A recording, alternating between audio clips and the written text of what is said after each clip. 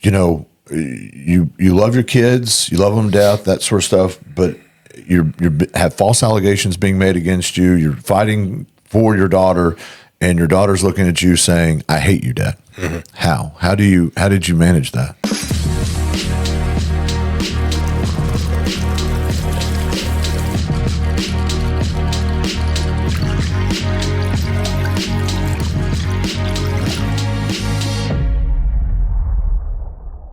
Welcome back, guys, to Cases and Cocktails. This is episode 32, and I'm here today with my beautiful wife, Janice. How are we doing today? Good. How are you? Fantastic. Doing great. We've got a special guest today, guys. We've got Scott Mancill. Scott, how are you? Good. Scott, you're here to talk to us a little bit about your experience with a custody case, right? Yes. All right. We appreciate you being here. Thank you. We are... Well, it's an absolute pleasure to do it, and it is Cases and Cocktails, and so we've got a cocktail to start this thing, and Jay's going to tell us a little bit about this one. It's a coconut mojito with 𝒞𝒶𝓈𝒞𝓀 tequila, coconut cream, lime juice, and mint. Fantastic. Do you want to try it? Let's try it. Let's do that. See how this goes. Let's see. Here we go.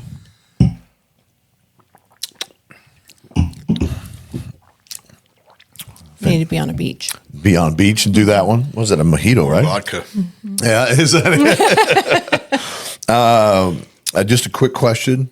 Doesn't matter for anything. Your preferred adult beverage?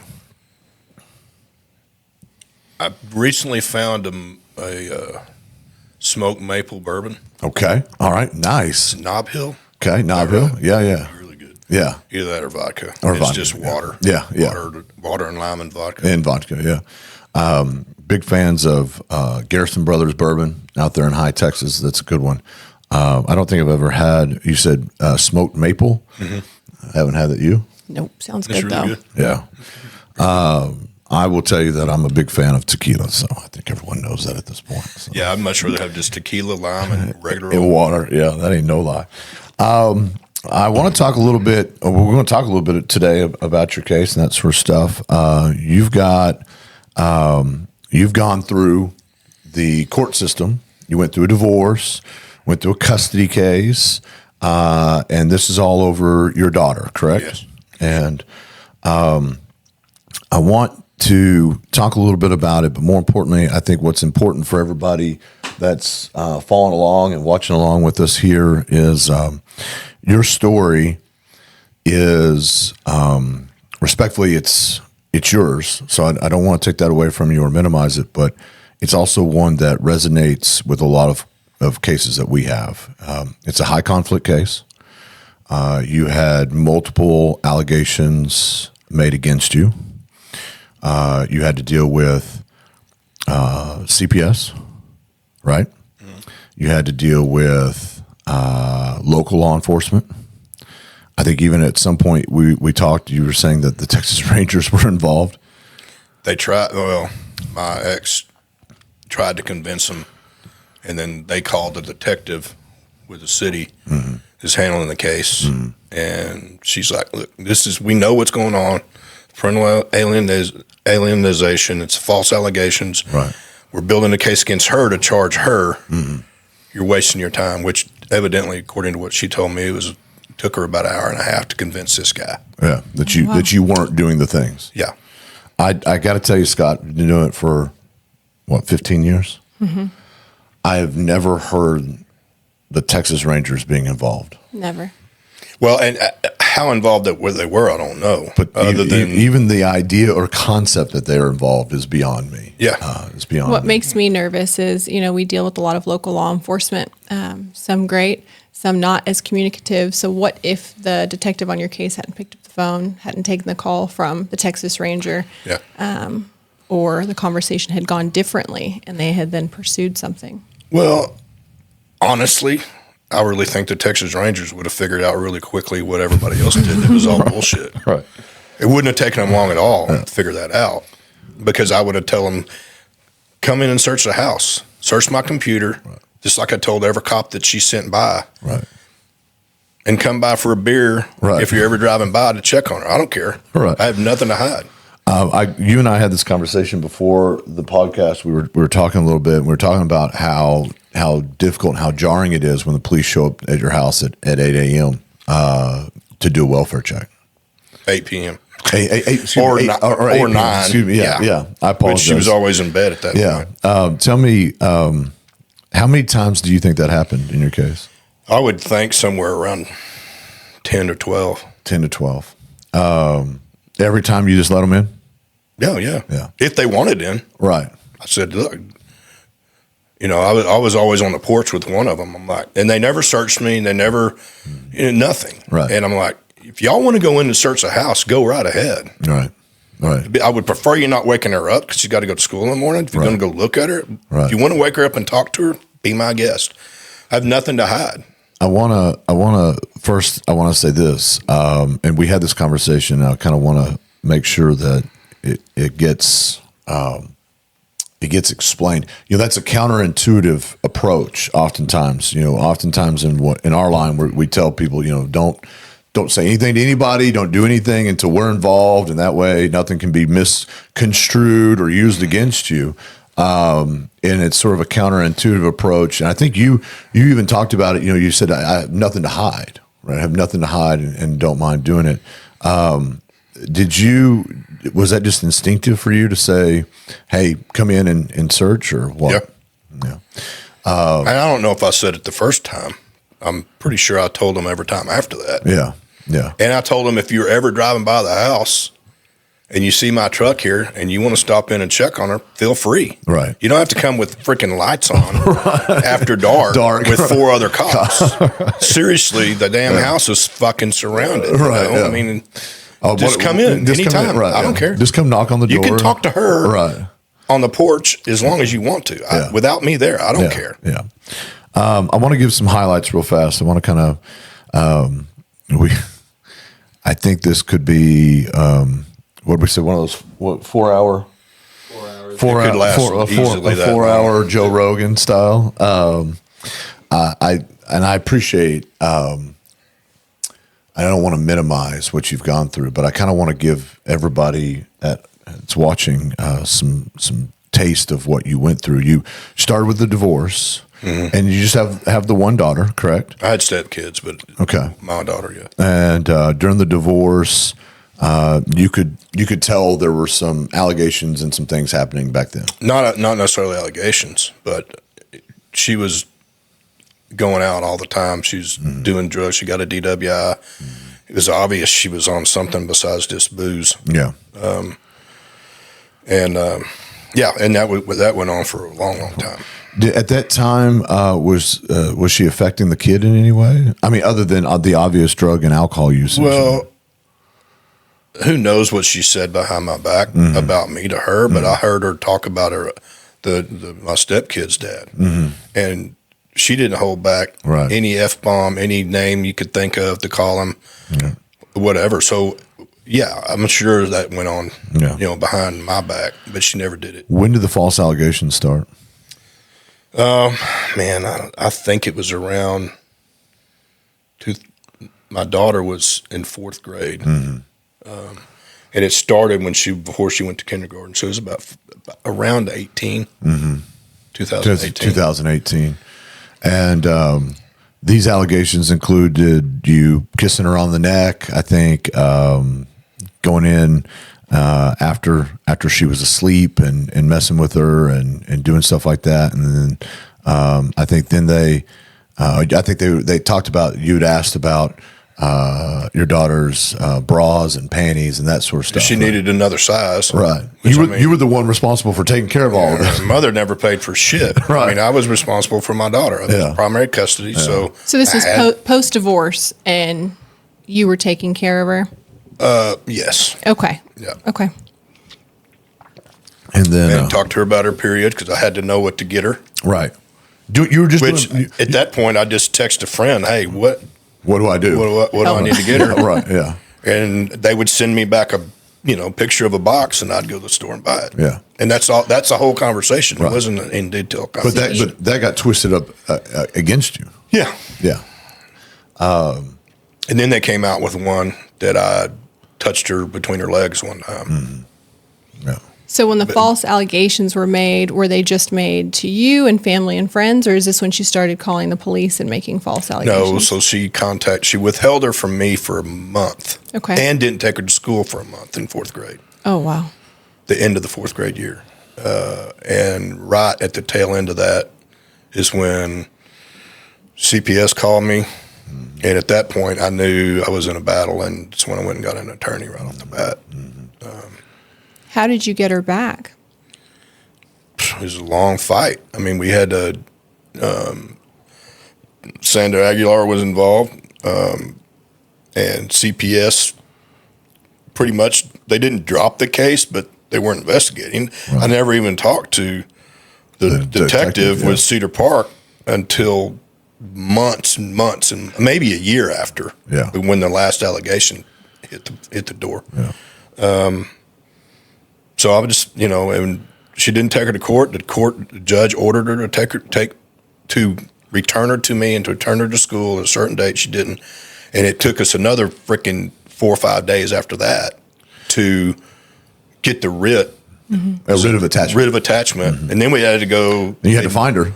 Well, we knew where she was. Yeah. We had to get an idea where she was. And they found her right off the bat. And then it was a battle, even getting her in the car. Yeah. So, I mean, I had to disengage all the locks in my back seat. And my mom had to come stay with me. The attorneys, 𝒞𝓈𝓈 Lynch, yeah. Sandra, all recommended that I have a female staying in the house with me. So my mom came in and stayed pretty much probably 6 weeks straight, roughly. It's 70-something years old. She had to hear all the "I hate yous," and I want to talk about that space right there, real fast. During this time, this is a post-divorce. This is you're in a custody case. By the way, you were awarded primary custody. Your daughter's living with you primarily. Your ex still dealing with drug and alcohol issues, and during this time, these allegations are being made against you. You're fighting, obviously, to not only deny and really address those allegations, but you're fighting to make sure you retain custody of her. Mm-hmm. And so I think it's important, though, that everyone hears a little bit about you're doing all that, and at the same time, your daughter is also really at this point just against you. I don't know how else to say it, right? No, She's, how her mom had completely mind fucked her. I mean, she was hypnotized. Yeah. Was it a stark difference? Could you see it? I mean, she didn't always feel that way, obviously, right? And there was during the first week she withheld her at her house. Mm-hmm. I did go over there because I had to help her figure out how to pull up schoolwork and stuff she could do online, which she probably never did. But and it was almost like my daughter was trying to tell me goodbye because she was hanging all over me, telling me she loved me, kissing me. And the next time I saw her, totally different kid. Really? Totally. I mean, didn't even look the same. Wow. How did I just got to ask? I mean, how did you handle that? Dude, I mean, I had a counselor. Yeah. Was able to talk to my friends about it. Yeah. I don't know how I handled it, honestly. I mean, I've had all kinds of people tell me that knew the story. I don't know how the hell you did it. Yeah. I don't know how I did it without doing something that would have got me in a lot of trouble, which is really what I wanted to do. And if anybody deserved it, it was her. Even though she's a female, she deserved it, and way more than I was willing to dish out, by the way. But somehow I was, I never responded to the bullshit through text or emails. I just kept saving it, sending it to my attorney. Yeah. Don't ever respond. Yeah. Never respond. Yeah. Yeah. Because it's going to get your ass in a bind. Yeah. Even one or two, they will use it on you. All it takes, they can send the other party can send 1,000 texts, but it's always the one response where you tell the other side, fuck you, or you're a bitch, you're an asshole, whatever it is. That's the one that gets shown in court. Yeah. That's the one that everyone, suddenly stops down and says, oh, this is why they sent 1,000 text messages, even though that one, comes after the others. And so, by the way, they had 0 and we had stacks. Right. Because I saved it all and emails or texts, and we had it all. Yeah. And the judge was able to see it and read it. When I want to go back real fast. Your daughter is made this change, and you said she even physically looked different at this point. How did you navigate that with your daughter? Right, because respectfully, and I'm being very intrusive, so I apologize, but you love your kids, you love them to death, that sort of stuff, but you have false allegations being made against you. You're fighting for your daughter, and your daughter's looking at you saying, "I hate you, Dad." Mm-hmm. How did you manage that? I just had to know that it wasn't her. Yeah, I knew what happened to her. Mm-hmm. As far as what her mother did to her mentally. Yeah. And there's a good possibility that with all the men in and out of her house that somebody may have, and I think most of the counselors involved were pretty certain that something at some point had happened to her. Mm-hmm. They were also certain that it wasn't me that did it. Right. But I just had to tell myself it wasn't her. And at some point, I had friends and family. You got to bust her ass. You got to do it. I can't. Right. I can't do that. Right. You can't. You couldn't discipline your own daughter at that point because of the dynamics. No. Yeah. And I couldn't physically do it. I didn't yell and holler at her and I knew that if I did, it would be me turning against her, mm-hmm. which is what her mother wanted, other than a paycheck from me for child support. Right. And she's mentally deranged, but it would have been just one more thing she had to overcome. Mm-hmm. If I turned on her and handled something physical with her, yelled and screamed at her. Yeah. Now, did that happen at one point? Yeah. Not physically, but I told her, I'm like, you got to know that if they believe any damn thing you say, my life's going to be over. Right. I'll lose my job, lose my truck. I'll end up losing this house. Right. Everything's gone. Everything's gone for one or two of these bullshit allegations your mom's make. So that happened at some point. Yeah. It was on the tail end, and she was finally kind of coming out of her mental, beat down. Yeah. How long did that take before she started to come out of it? Well, it was probably close to a year. I mean, it was the last allegation was when I told you about when she got her mom gave her a number in the Valentine's present, mm-hmm. which she wasn't supposed to be. She wouldn't have any contact with her without a supervisor. Yeah. She did it anyway. And she made allegations. She called 911, and after talking to her mom on the phone, and that's that's when I found out about the Texas Rangers, or supposedly. So the allegation was that you were drugging her. Yeah, you're drugging your daughter and doing something at night while she was sleeping. That's why she didn't remember what I was doing. But she woke up in her clothes. Her shirt was turned around sideways and halfway off, or the pajama pants were. Like she squirms around in bed like a. I want to lay out though kind of how that happened, because I think it's important. Oftentimes, in these cases, we have clients and they come to us and we talk about trying to get relief from the court. We talk to the court a lot of times about what can we do to stop this, right? Stop this behavior, stop this situation from going on. And we do that and we put things in place like supervised visitation, no contact without a supervisor, doing certain things in order to ensure that the child is being approached sort of in an appropriate manner, right? No matter what's going on. And it sounds like that's what you had in place, right? She was supervised. She was supposed to have no contact. And yet still, after all of that, your ex was able to manipulate your daughter into calling the cops and making that allegation against you. Mm-hmm. How did she get her the gift, the Valentine's? She brought it to the school office. So she brought it to school. Which the school shouldn't have accepted it. Right. And, I had a pretty stern conversation with the principal about it. And she didn't, she knew the whole situation and had dealt with her, with her other kids. So she knew but she's, she confirmed you never have to worry about it But again. again, right? Yeah. So They make the allegation. And by the way, you found out. I think someone called you, right? one of the parents at school called me and said, "Hey, are you okay? Because your daughter's in the office with the cops." Right.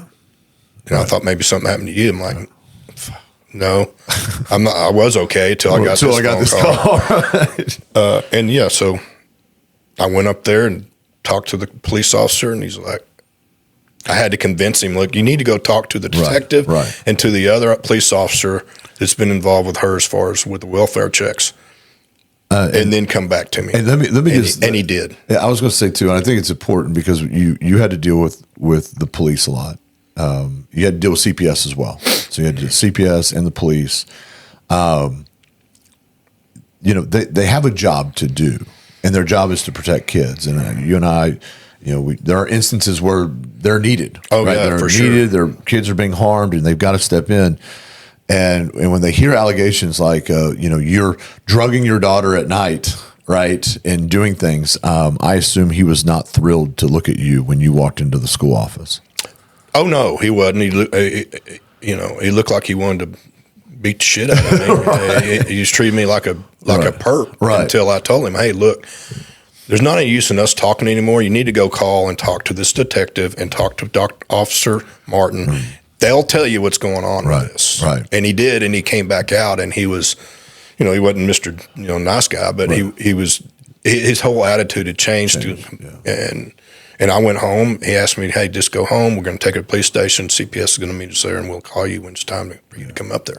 I think you said something important, too, earlier, that all it takes is one of these allegations to be believed, and the whole thing changes. Oh, yeah. How many, do you recall exactly how many allegations? Well, there was that one, and that was the last one. And, I mean, probably a handful or more. It was, I talked to her about her bras and panties. I talked to her about her period. I kissed her on the neck. And then, when those three were kind of overlooked by the CPS, because they've got common sense, I guess. Right. Then the next one came that I touched her between her legs one time for a brief period of time, which who the hell knows? I mean, carrying around a kid, play fighting or whatever. I don't know. I mean, it was nothing intentional. Right. So that was, they all knew it was bullshit. Bullshit. Yeah.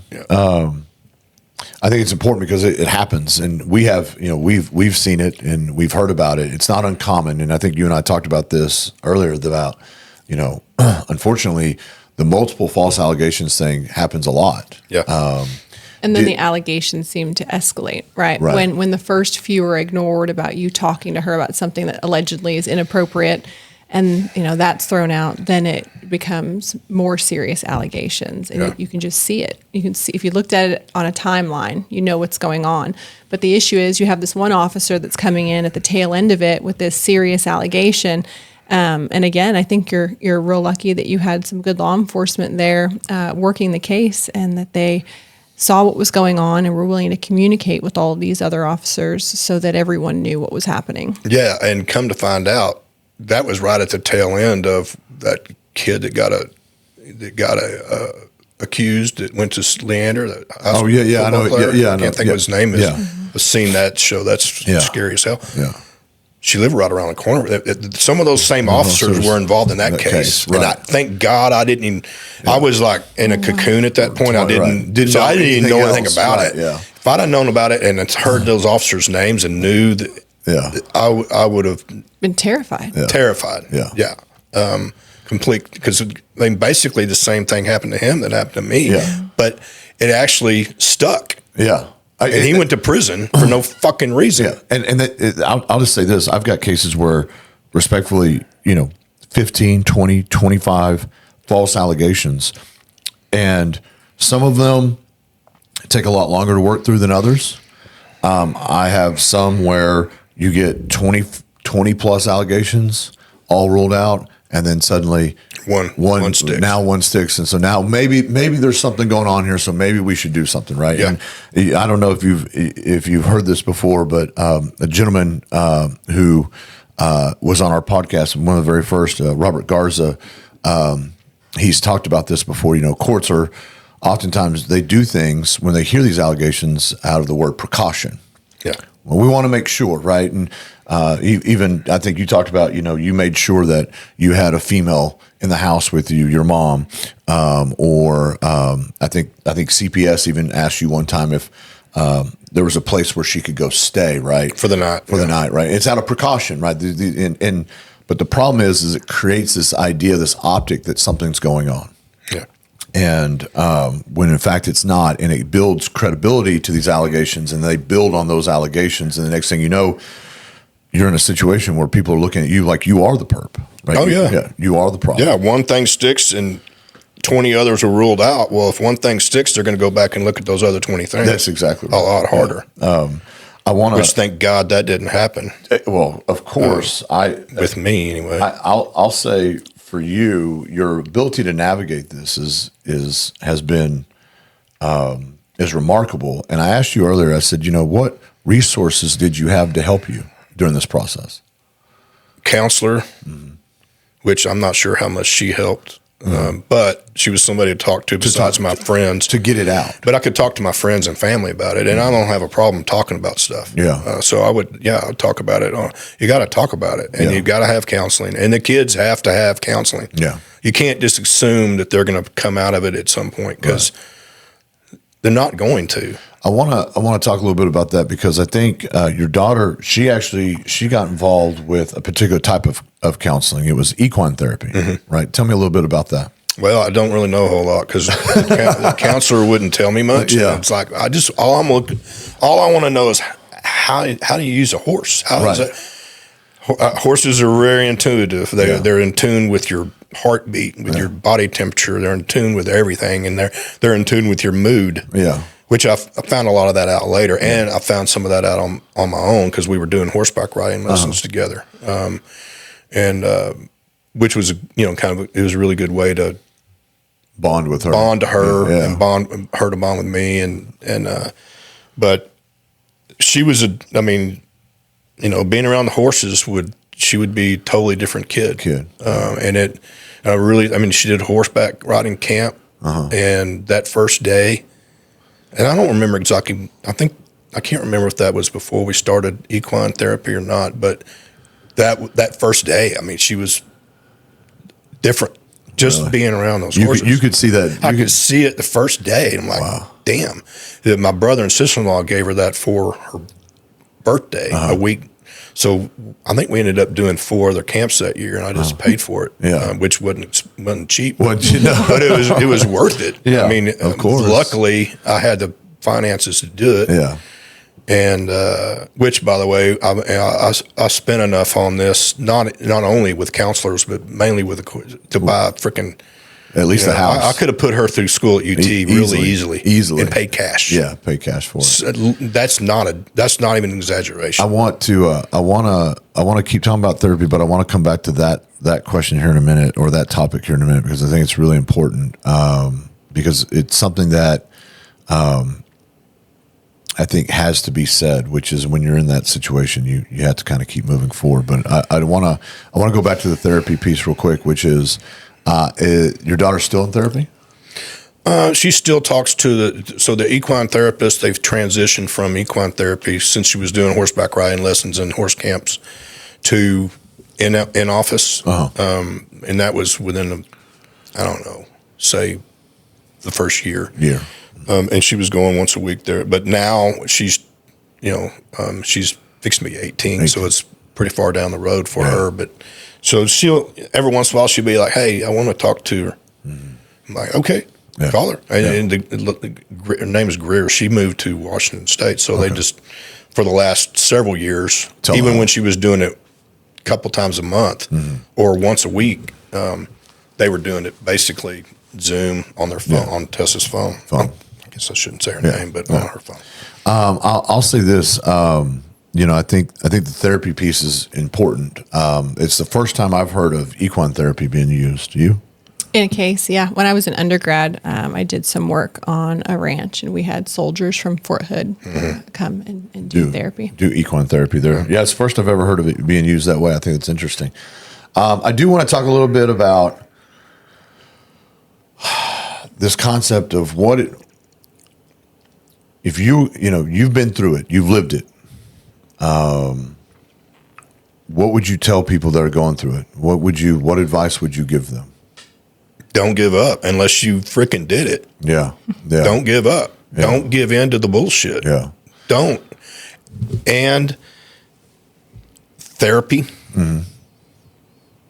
is huge for her or for the child, Right. and for you. Right. Yeah. And keep your mouth shut. Yeah. Stay off the internet. Stay off text messages. Don't respond to the bullshit. Yeah. Save it. Send it to your attorney Yeah. every fucking time. Yeah. Because if you respond once, like we talked about a while ago, they're going to use it. And they had zero to use on me. And I'm not one to sit back normally and take the bullshit. Right. I mean, I'm going to be like, fuck you, Right, asshole. exactly, yeah. But somehow, and again, I've had everybody that knows a story, Right. male or female, Right. doesn't know how I did it. And I don't know how I did Yeah. it. Family doesn't know how I did it. You know, You did know, it for your daughter. I did it for my daughter. For sure. It was, and I really wasn't concerned about myself because I knew I didn't do anything. Right. That's why I told the cops, come in and check. You search my house, look at the computer, whatever you want to do. I don't care. Anytime you want to do it. Yeah. I have nothing to hide. But if you give up, Right. then you're basically, in my mind, confessing without confessing. Right. Why would you give up? Right. How long did it from the time that you got divorced to now? How long? What was that process? How long? How many years? Since the divorce? Yeah. I think the divorce was final in 14. So you've been doing this at least, what, 11, 12 years? Yeah, and thank God for the last multiple years, Right. I haven't had to deal with it. Deal with I don't talk to her. I did start texting with her about my daughter, but allowing her to do certain things or not do certain things. But I don't ever talk to her on the phone. Yeah. It's always through text. You have to continue to be guarded. Oh yeah, hell yeah. Because I mean, anything I say, she could use it, no matter what it is. But I think it's important, right? When you say don't give up, and I think it's easy to, this concept of, okay, just don't say anything, let the cops come in. It's not just that easy. You did this for a decade, pretty much, right? And across the course of that decade, you had to deal with CPS, you had to deal with law enforcement. More importantly, I think your point that you made earlier is very relevant to all of this, which is you also had to finance this litigation. You had to pay lawyers like us, which was $200,000 plus to go do it. Yeah, and if you don't, you're giving up. Yeah, right? It would have taken a lot longer, right? Without having, and luckily my family was able to help me, right? My brother in particular, it took me quite a while to pay him back, but he got paid back with interest. And then during the last part of the CPS bullshit, I just put it all on a credit card, but it takes so much. It's not just as easy as saying, okay, don't talk to don't do this or don't do that or do this or do that. It really is, and more importantly, it seems like at least in your situation, you had a really strong support system. Yes, thank God. Yeah. Your family was there. Your mom was there to do the visits. Your brother and sister-in-law sound like they were helpful. And what else would you tell people that are going through this? There's always going to be a scarlet letter. Yeah. Anybody that knows me and loves me, or that just knows me and likes me, knows damn good and well. But the bitch put it out on Facebook. She put out a GoFundMe. Yeah. That I was an influential Cedar Park businessman, which I'm a freaking construction supply salesman, by the way. That's fair. And I was able to influence the judge, pay off the judge possibly, and all the law enforcement that was involved, including CPS and the attorney. And the counselors. And she put all that on the GoFundMe. All that on GoFundMe. All that on Facebook. So it's out there. If somebody wants to believe that about me, fuck them. I don't care. Right. But people that I care about, right? They know. They know. They know who you are. They know who I am, and they know it's all bullshit. And they know what you did too. They know how hard you fought. Yeah. I had CPS and the detective tell me whenever I had to go up after that false allegation about me drugging her and blah blah. the detective looked at the CPS caseworker and she said, "Have you ever had a father that fought for his daughter?" She said, "None. Out of hundreds, no. They've all walked." And she said, and the detective said, "Me too. I've never had a father fight for his daughter." Well, it's a never ending uphill battle. I mean, it's not. I mean, there's just nothing. At some point, you're the one. It's your burden to carry. Yeah. It's your fight to fight. And you're fighting everyone. Everyone at all times. What's your relationship like with your daughter now? It's really good. Yeah. Yeah. I mean, it took a while, but it's, I mean, she's fixed to be 18. So as far as all the huggy kissy shit, that's over with, but she's still, she doesn't want to talk about it. Now, after I went back to court here in January and waived all the $19,000 in child support that she didn't pay. Yeah. I did it for her because I knew her mom would beat the shit out of her with it mentally. Yeah. If I forced her to pay it, which they would have, who knows, they made her sell her car. Right.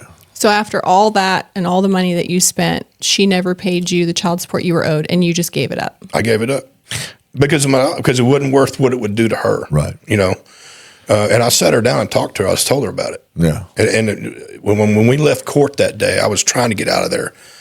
We were in the bottom of Williamson County Courthouse, and I was trying to get out of there before she did, so I didn't have to be stuck on the elevator with her or something. I didn't manage to do that. We were the only ones on the elevator. So just real fast, isn't that beautiful? You go into court, and this happens. It's not just unique to you. This happens all the time, right? And it's awkward it happens to us too. Like I'll get in the elevator and I have to ride down with opposing counsel or opposing party, right? Whatever it is. But isn't it beautiful? You go into court, you just spill your entire life and all these terrible atrocities between the two of you and do all the bullshit, and you fight to the death for whatever it is, right? And then like, okay, cool, guys, y'all ride the elevator down and hang out. Thanks, appreciate that. Well, during all the battles, I always stayed. I stayed until they were gone, and I always walked out with whoever was with me and my lawyer. Yeah, I had my lawyer. She'd walk me to my truck. Because I knew. Yeah, but so I recorded it. Yeah, and in the elevator. I'm like. And I don't have a recorder. I just put my phone on video and put it in my pocket. And she goes, "I just wanted to tell you thank you." And I said, "I didn't do it for you. Yeah, I did it for because you would beat her up over it. Yeah, and I know good and well what you had done to her. I knew what you did. Yeah." She goes, "Don't you think I think about that every day?" I said, "I think you think about not getting fucking child support that you would have got. Right. That's the only thing I think. I think you think about how, damn it didn't work. Right. And I got my ass kicked in court by him again. Yeah. Right. And I was like, you didn't care about shit. You wanted me in jail. You wouldn't have cared if I got raped every day and I lost everything. And you're so stupid that you don't even realize that if I went to jail for this and lost my job and everything, you wouldn't get child support. Right. You wouldn't get anything. You're too fucking dumb to know that. Right. So I pretty much let her have it. Right. And we were out on once we got off the elevator, we went outside and didn't say anything till we got outside. Yeah. Well, because the bailiffs are right there. Well, bunch of them. And so, and she's like, "Well, I don't want to stand here and argue with you." I'm like, "There's nothing to argue about." Right. She goes, "Well, she just told me about a month ago that she made all that up." I'm like, that's how sick you fucking are. Right, yeah. For one, she's not going to talk about it because she doesn't want to. Right. Secondly, after all the shit you did to her, you're still blaming a freaking 9-year-old. Right, right. When you're the one that did it. Yeah. Well, I'm not going to argue with you. I said, I don't fuck, There's nothing to argue about. There's nothing to argue about. We're good. We're good. You're a piece of shit. Yeah, right. Period. And I did tell her that, and I've got it recorded. Yeah. But I made sure I stayed good distance away from her. But that's fair. Anyway, so I talked to my daughter about it at home, and I'm like, "Hey, here's what I did. Why I did it had nothing to do with your mom. I won't give a shit if she is on the street. I didn't. I did it because I didn't want you to get beat over the head with it." Right. And then I said, "We need to talk about the past. Yeah. You don't ever want to talk about it. I do. Right. And I need to talk about it." So we did, and we had a good. She didn't remember a lot. Right. How much she repressed. I'm sure a lot of it she repressed. Yeah. But I'm like, honey, you need to talk about this shit. I want to be clear too. When you said you talked about it, you're not throwing mom under the bus. No. No, you're talking about what you went through with your daughter and what transpired, right? Right. Now, as far as throwing her on the bus, I didn't call her all the names. I told her, I said, your mom's a liar. Right. Your mom's manipulative. Right. Your mom's got mental issues, and she did this.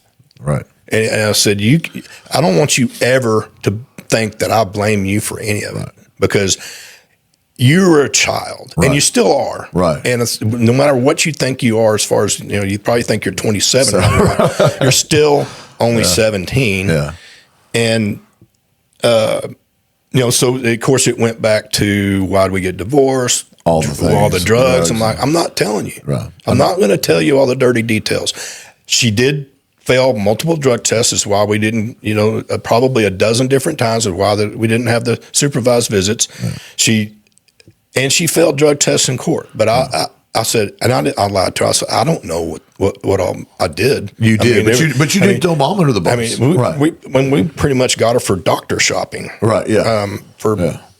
So I didn't throw. I'm like, and I'll tell you, if you.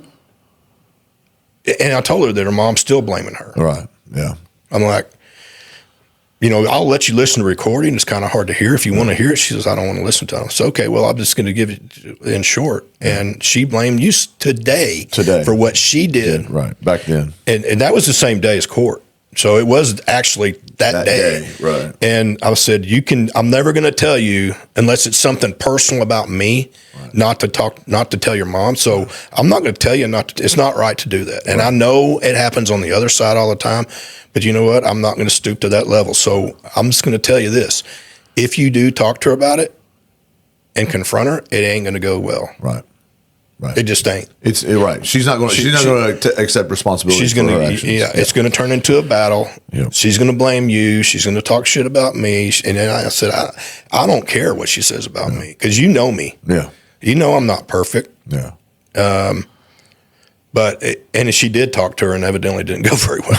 I didn't ask a whole lot of questions because I didn't want to, but she's like, I don't really want to talk about it, Dad, and it just didn't go very well. I'm like, okay, well, I told you. I want to wrap up just a little bit here, and before I do that, I want to say thank you for being transparent, for coming on and talking to us and to everybody about what you went through. It's important because, respectfully, again, not to minimize what you've gone through, but this is something that happens frequently. It happens a lot, and I think some of the insights that you provided people. More importantly, I think for other people to hear the story of what you went through will help them go through what they're going through. I think that's important. So I appreciate that. Thank you. You're welcome. Your daughter is 17, turning 18. She have plans after high school? She's in cosmetology right now, so she's wanting to do that. Okay. Her older sister just is a police officer in Leander, so now she's 5'1" and 120. She decided she wants to be a police officer. I'm like, you're going to do some major toughening up. Going through that training, they're going to beat the shit out of you and spray you with mace. It's and all the good stuff. Yeah. But that's kind of her plan. She's wanting to get out. She's actually fixed to start interning, hopefully at some kind of beauty shop there around Leander, Cedar Park area. Fantastic. I want to ask, what are your plans moving forward as she gets a little bit older? At some point, I'm going to move out of her 4-bedroom house. It's way too big for me. And it'd be nice to meet somebody to spend my life with. Yeah. The last person that I met, again, I don't have a trouble sharing my story, and I wanted her to know about it pretty soon in the relationship. Well, it ended up being used on me. Yeah. Regardless of how it made me feel. Yeah. I mean, so. And it's one of those things too. I mean, honestly, it's a space where you kind of need. I mean, you went through this. This is like you said earlier, all the people that know you, right? That sort of stuff. They know what you went through and what you fought for. I could imagine that it's difficult to express this to someone and for them to really understand the gravity of it if they've not gone through it themselves. Oh yeah, she told me I, paid too much attention to Tessa. I hugged her too much.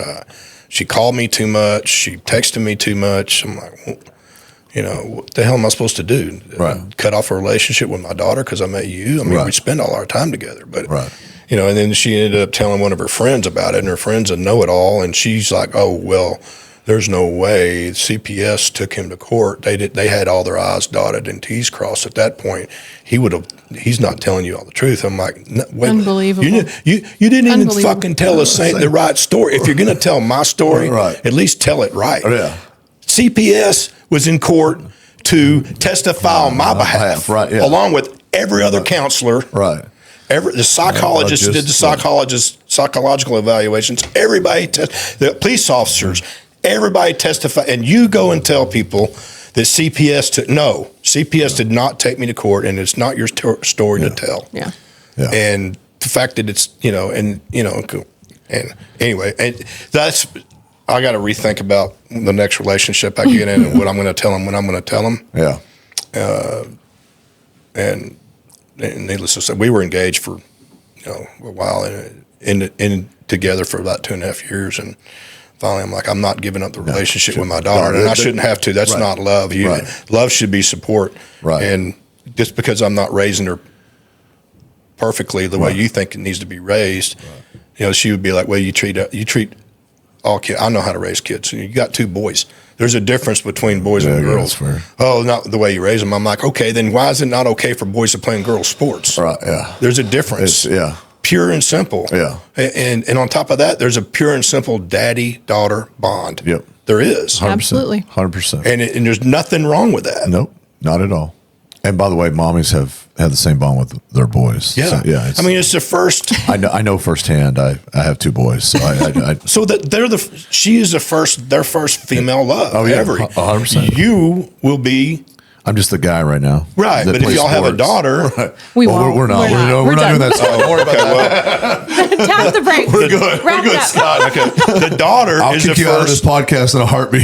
Bring it up again. Yeah, well, it costs a shitload of money to have a daughter, even without all the bullshit. But I mean, that's their first love, female or male love. 100%. And it's a bond that should be cherished. I mean, I would think that. I mean, that's the scarlet letter. Yep. Even though she supposedly loved me, she still used it on me. Oh, yeah. Oh, 100%. And she told people that I don't really even know that well, and she told them not the whole story. Right. Or they interpreted it wrong or whatever. Whatever it is, yeah. So anyway. I want to say this. Again, for what you went through, and unfortunately, for what a lot of people go through, these are things that happen, and oftentimes don't even get talked about. Yeah. And I mean that sincerely. In that, we much like your lawyer help people through this process, and we're a little bit different because we recognize, particularly, there's the legal side, so we deal with that, but then we also try to help our clients in the litigation with the parenting issues, the co-parenting issues.